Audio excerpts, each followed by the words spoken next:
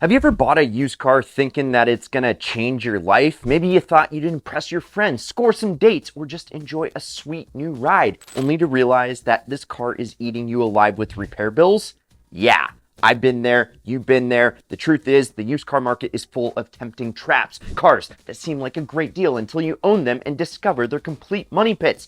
I just bought one and I am in deep shit. So today I'm spilling the tea on 5 of the worst cars that you can buy if you value your sanity and your bank account. And I made all the hard mistakes so you don't have to. And if you're new here, like, subscribe, and definitely go to winthisIdealCar.com to get entered for free to win an ideal car. Now, what are we starting off with?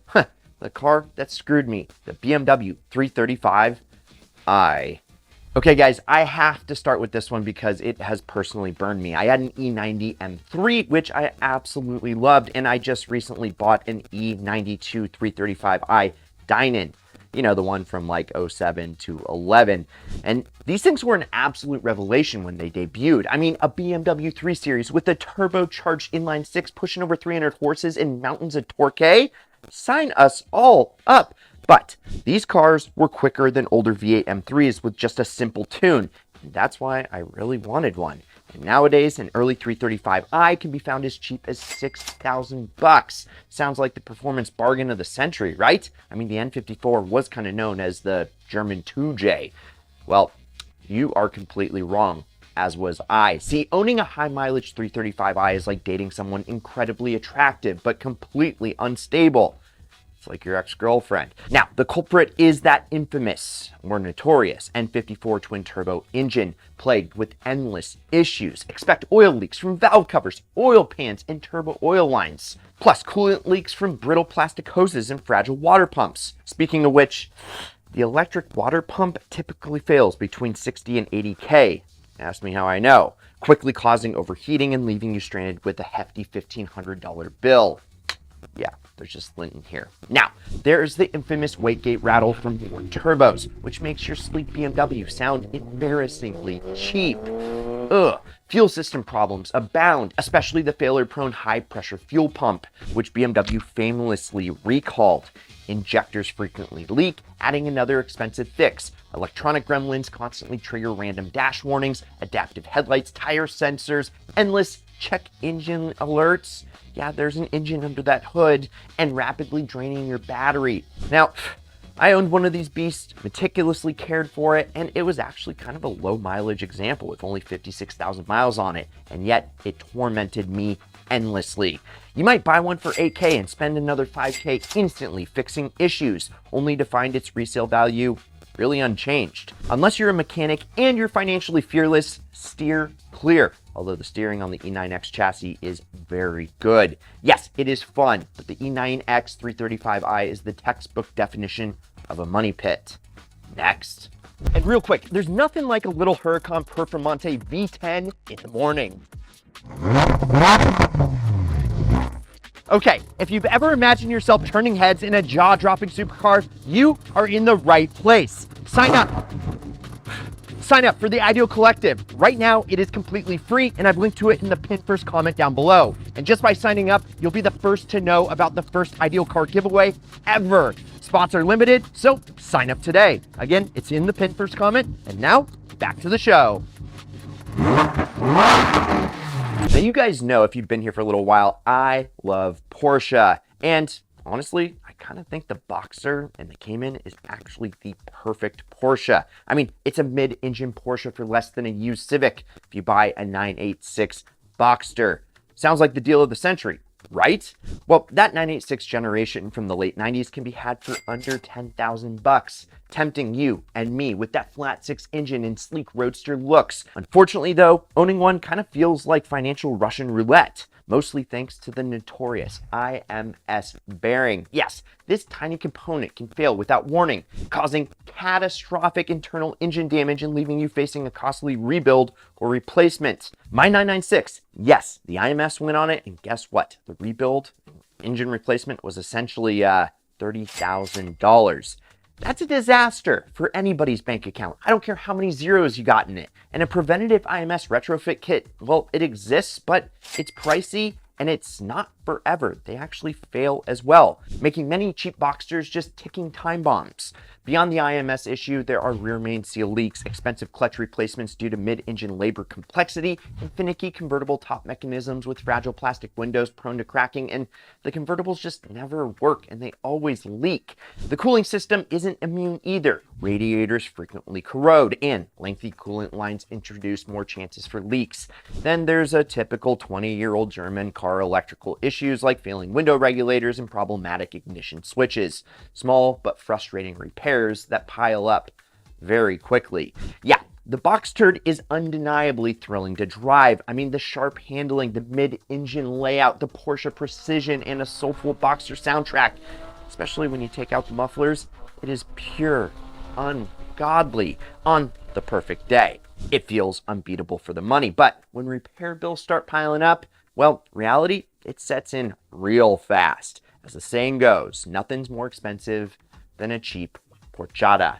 The Audi A4 appears on paper to be the perfect luxury on a budget ride. Leather seats, turbocharged amazingness, and all-wheel drive quattro, all for under 10 grand. But if you're eyeing that early B8 model, you know, the 09 to 12, beware, they guzzle oil like college students drink during finals. The culprit, worn piston rings, and a malfunctioning PCV system. Issues so widespread that the whole world knows about it. Even you. And Audi conducted a class action and, in some cases, offered engine repairs. So you got to expect to add oil frequently or risk costly engine work. Now, the timing chain tensioners are another headache. In early B8s, the tensioner, well, it could fail. Not if, actually when, allowing the chain to skip and potentially destroy the engine.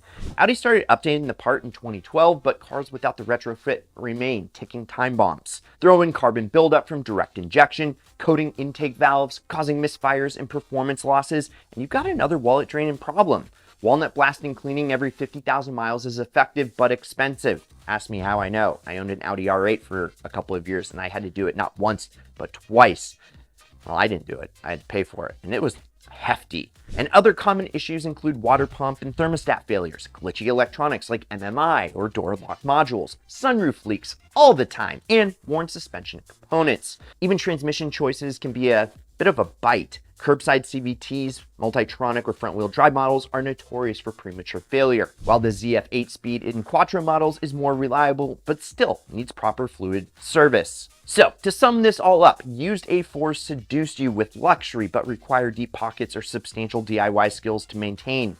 Without proactive upkeep or accepting regular $500 to $1,000 repair bills, you're adopting a high-maintenance vehicle disguised as a bargain.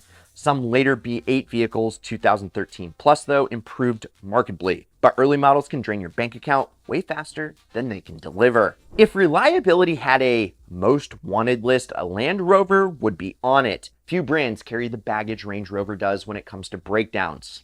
Am I right? I mean, buying a used Range Rover without warranty, well, let's just say you can say bye to your savings account. I mean, while the bigger Range Rover and Sport have been infamous for years, let's focus on the new culprit seducing buyers, the sleek-looking Range Rover Velar, introduced in 2018.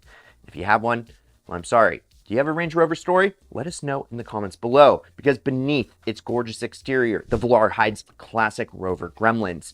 Dual screen infotainment setups often glitch, freeze, or fail entirely, triggering phantom warning lights that frustrate owners. The fancy pop-out door handles look great, but regularly malfunction, especially in colder climates, locking you out or sticking open.